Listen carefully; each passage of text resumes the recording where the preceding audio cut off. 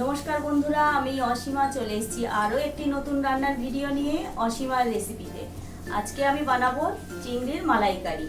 চিংড়ি মালাইকারির জন্য আমি এখানে চিংড়ি মাছ নিয়ে নিয়েছি, কেটে ধুয়ে পরিষ্কার করে নিয়েছি, আর মাছগুলোতে একটা করে টুথপিক লাগিয়ে নিয়েছি।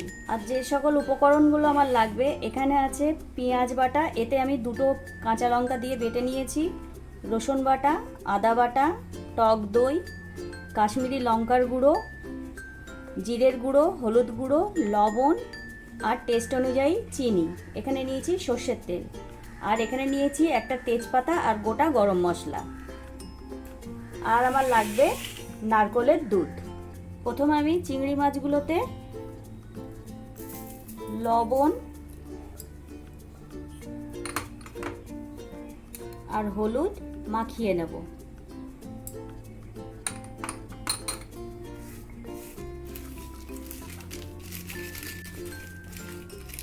কড়াইটাকে আমি ভালো করে গরম করে নিয়েছি। এবার এর মধ্যে আমি দিয়ে দেবো সর্ষের তেল। তেলটা দিয়ে আমি ভালো করে তেলটাকে গরম করে নেব।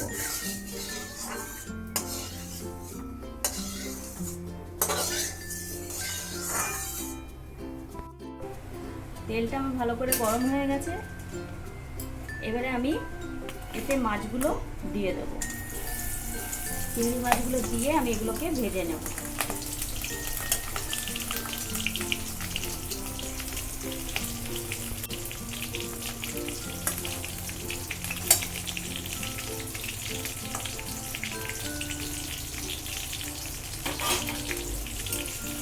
মাছগুলো আমার ভাজা হয়ে গেছে। এবার এটাকে আমি একটা পাত্রে উঠিয়ে নেব।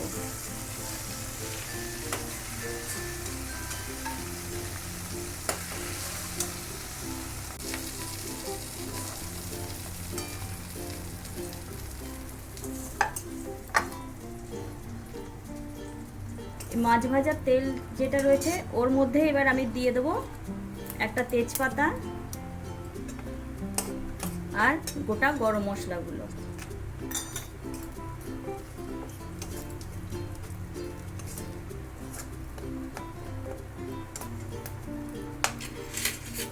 এবার এর মধ্যে দিয়ে দেবো আমি পেঁয়াজ বাটা,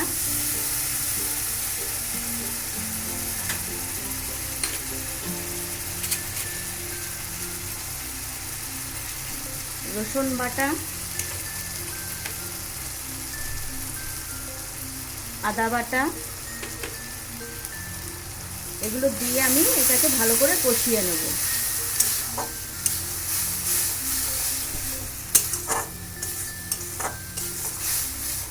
পেঁয়াজ, আদা, রসুন আর কাঁচা লঙ্কা আমি কষে নিয়েছি। এবার এর মধ্যে আমি দিয়ে দেব টেস্ট অনুযায়ী লবণ,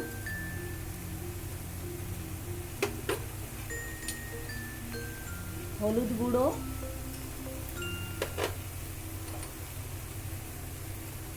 কাশ্মীরি লঙ্কার গুঁড়ো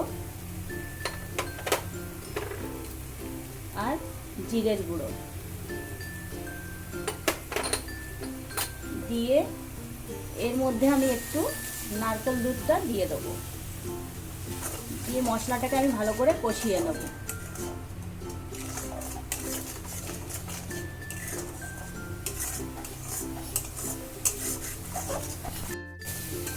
মশলাটাকে আমি ভালো করে কষিয়ে নিয়েছি। এবার এর মধ্যে আমি দিয়ে দেবো একটু ফেটানো টক দই।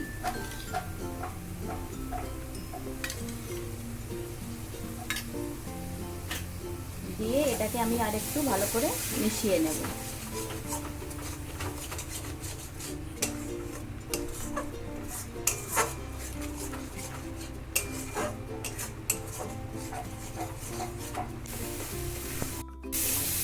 মশলাটাকে আমি ভালো করে কষিয়ে নিয়েছি, এর থেকে তেল ছেড়ে দিয়েছে। এবারে এতে আমি দিয়ে দেবো নারকেল দুধ, দিয়ে অল্প একটু রেখে দেবো। এটাকে ভালো করে মিশিয়ে নেব। এবারে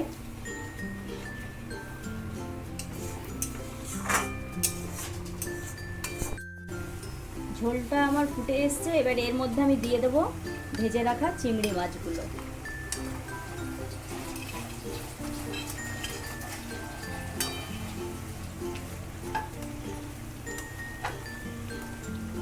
চিংড়ি মাছটা দিয়ে আমি এবার এর মধ্যে বাকি যেটুকু নারকেল দুধ ছিল সেটাকে আমি দিয়ে দেবো।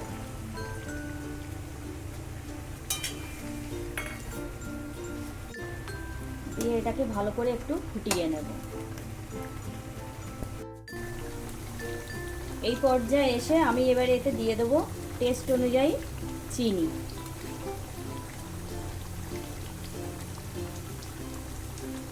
দিয়ে চিনিটা দিয়ে এটাকে এবার আমি একটু ভালো করে মিশিয়ে নেব। আঁচটা একটু কমিয়ে দেব। চিংড়ি মাছের মালাইকারি আবার রেডি হয়ে গেছে। এবার নামানোর আগে আমি একটু এতে দিয়ে দেব গরম মশলা, গরম মশলার গুঁড়ো।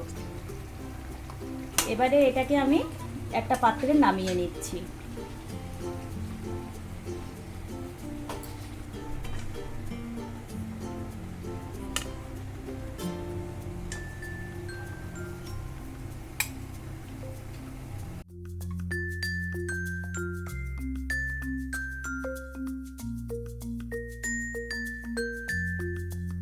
চিংড়ি মাছের মালাইকারি আমার রেডি হয়ে গেছে। বন্ধুরা, আপনাদের যদি রেসিপিটি ভালো লেগে থাকে তাহলে একটি লাইক করার অনুরোধ রইল।